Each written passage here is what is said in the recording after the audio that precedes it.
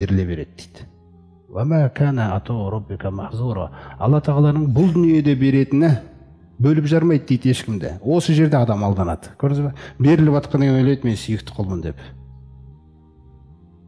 Ал енді біреудің жаңағы ақшасы көп өте, жағдайлары көп өте дейді мысалы.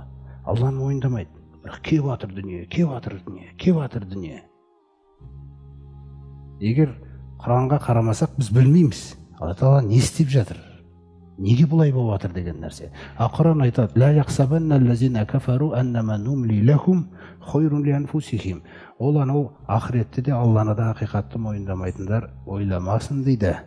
Біздің оларға созып беріп жатқан нәрселеріміз өздеріне бір жақсылық деп, хайыр деп дейді.